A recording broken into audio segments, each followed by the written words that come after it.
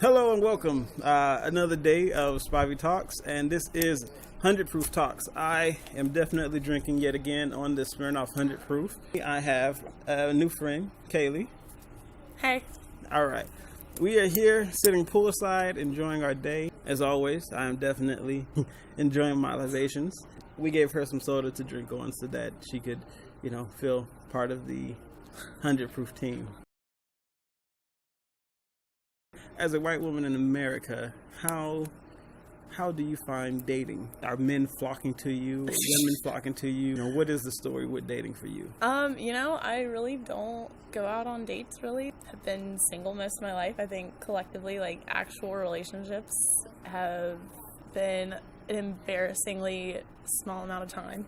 I'm not the dating expert, so I wouldn't say that people are flocking to me, I guess. I don't know. I'm fine with being single too, so.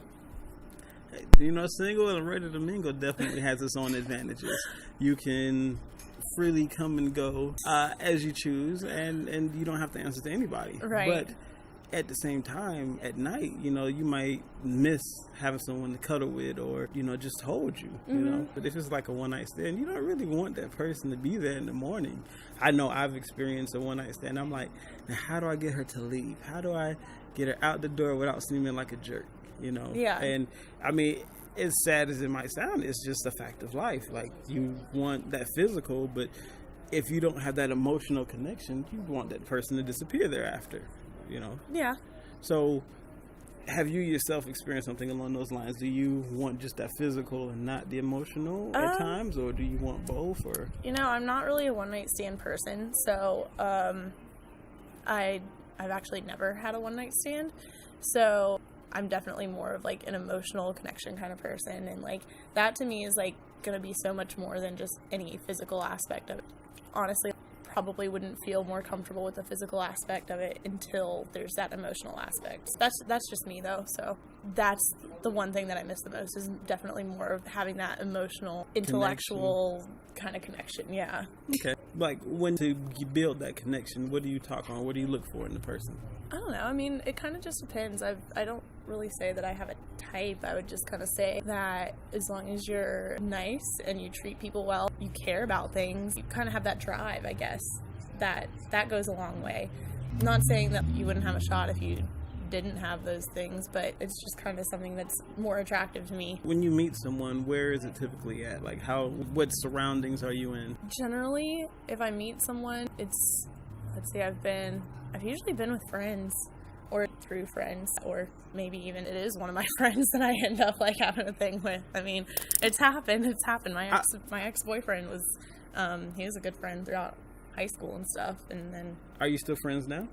I haven't talked to him in a while, so, I mean, we were he's almost got a girlfriend there. now, so. I want to point out, good guys. I try to be a good guy, and for the last few years, I've been a good guy. Yeah. And we have this painful feeling and emotion in our heart when you after a girl that's been your friend for forever, and you want her to see you as this great guy. Yeah. And then she says, "Oh, you're my best friend," so bam, you're in the friend zone.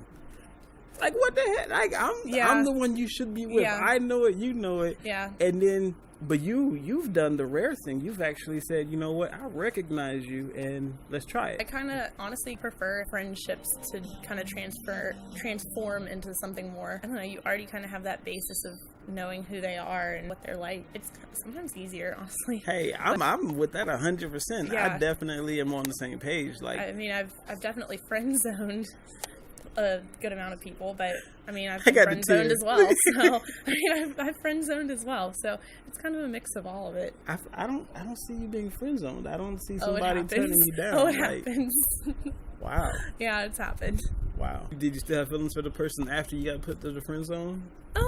I mean, yeah, but eventually they fade and you move on to someone else, so it's not that big of a deal. The friendship itself is honestly more important than anything. Usually if I do end up dating someone, it's I actually see something more with them. And I always try to be fairly straight up too. If it's someone that I'm not into, I've told a guy before, you're not someone I'd be proud to introduce to my parents. Because he wouldn't get the picture. And how did he take that? He was really drunk. So the look on his face was really disappointed, but he wasn't the nicest person, and he had a girlfriend back at home, and he was dating and sleeping around with all these other people. So Yeah, I definitely wouldn't have been proud to bring him home to my parents. Wait, did you know about the girlfriend when you started dealing with him? He told me that she was an ex, but they were, like, still good friends, and then I found out that they were dating again, but he, like, asked me out right before they started dating again, and then even after they started dating, he was like, why won't you go out with me? I don't understand. So finally, I was just like, you know why? I wouldn't be proud to take you to meet my parents. And once again, I still want to thoroughly express the enjoyment of hearing that there are women out there who acknowledge the good guy that's a friend and give him at least a shot. Yeah, absolutely. You need to coach more of your friends into the same method of, because there's so many of us, and we just put our heads down because we see you women that we have this crush on dealing with these jerks, these assholes. We see you dealing with these guys that we know are doing all this other dirt. And mind you, we can't tell you that this guy is dirty, this guy is wrong, even if we know, because there's an unspoken rule. No. Yeah, sure. I've had people tell me that a guy that I may be, like, talking to or whatever isn't that good. I've had people tell me that. And did you believe them? Did you believe them immediately, or did you want proof first? I think it's kind of a combination of both. Definitely puts me on a higher guard, and I just kind of, like, take it a little slower. I mean, sometimes I do disregard it, but that's also sometimes, in 2020 hindsight, my stupidity there. But I think, everyone does that. No one wants to hear that they're wrong about someone. Have you ever told somebody flat out that you know that, or you believe that they're lying for telling you X, Y, and Z about somebody? Trying to warn you? I don't think so, no. I mean, I've heard of other girls doing that, but I don't think I've ever said, no, I don't believe you. Sometimes make excuses, but I don't flat out say, no, I don't believe you. I think you're lying. And then you confront the guy. Not always. Sometimes I just kind of play it by ear and wait it out and see what happens and see how